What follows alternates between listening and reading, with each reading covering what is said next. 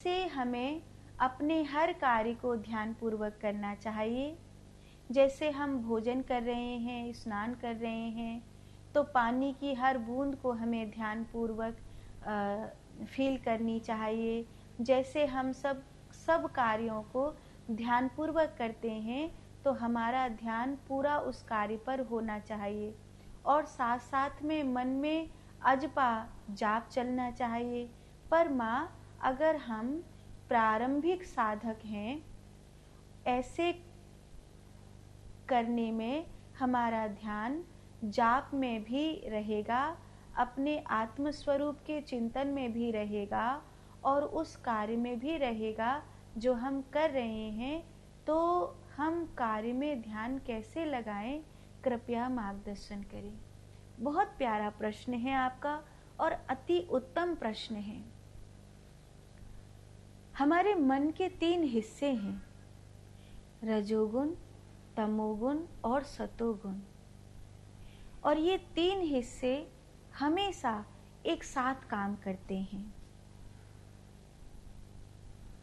कई लोगों में सक्रिय रूप में काम करते हैं और कई लोगों में निष्क्रिय रूप में काम करते हैं। अगर आप ऐसे साधक हैं, आप ऐसी साधिका हैं कि आप एक समय में एक ही कार्य करती हैं और उस समय जिस समय जो कार्य कर रही होती हैं, उस समय आपका मन, बुद्धि, चित्त या इंद्रियां किसी भी प्रकार से 3 हिस्सों में बंटते नहीं हैं। माने मन अलग सोच रहा होता है। जैसे मैं एक उदाहरण दूं, आप पैसे गिन रहे हैं और आपको कहा गया है कि गिनती में भूल नहीं होनी चाहिए। अब आप गिन रहे हैं, किसी ने आकर आपको आवाज दी, अरे तूने गिनती भुला दी ना, फिर से गिनती गिननी पड़ेगी। किसी के आवाज देने से आप गिनती कैसे भूल सकते हैं?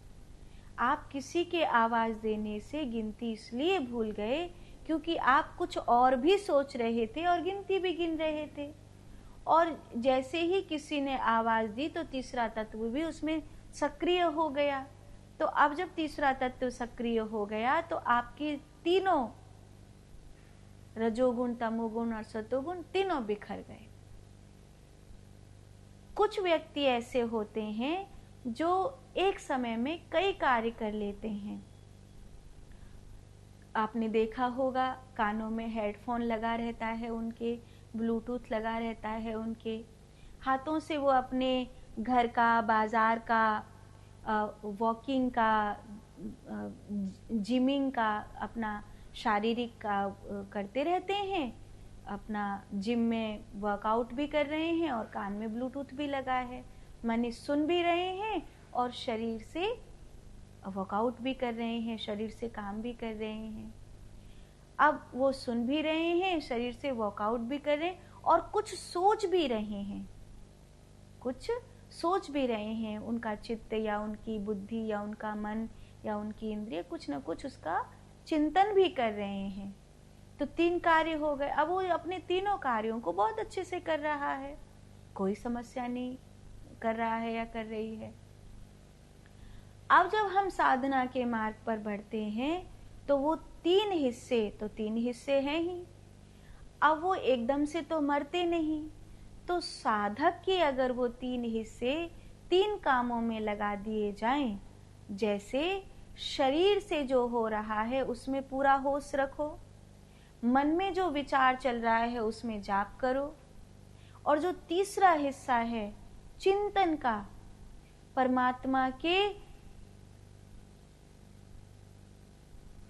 लीला माधुरी, रूप माधुरी के चिंतन का, उसको बनाए रखो।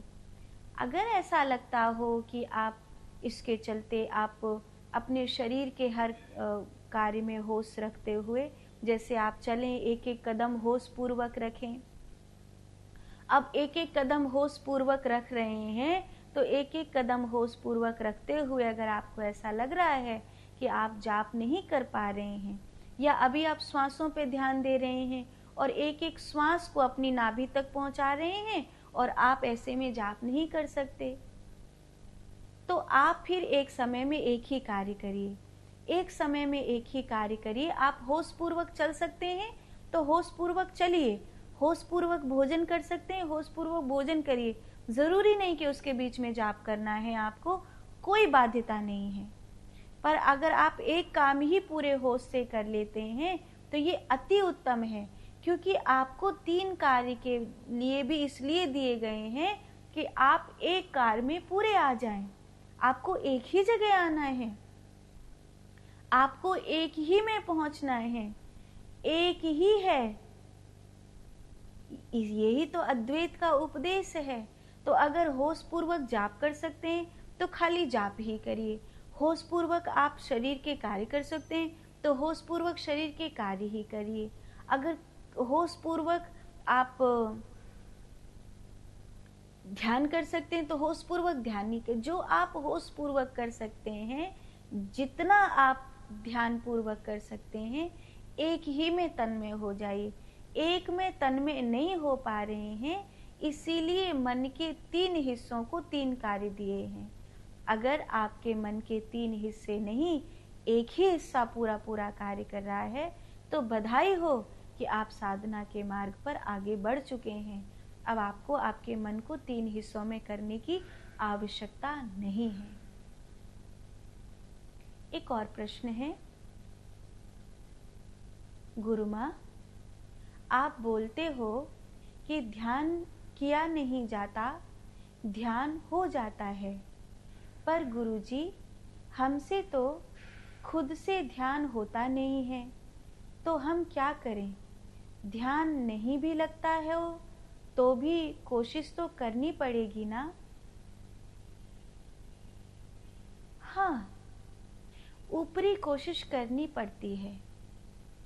सुबह सुबह जब हम ध्यान की बैठक करते हैं, जैसे कल से हम पुनः ध्यान की बैठक आरंभ कर रहे हैं और कल से लगभग सभी साधक ध्यान में हमारे साथ बैठेंगे। सुबह 5:50 से लेकर के लगभग 6:30 बजे तक हम ध्यान की बैठक में पहले की तरह वीडियो कॉलिंग के माध्यम से एक साथ रहेंगे।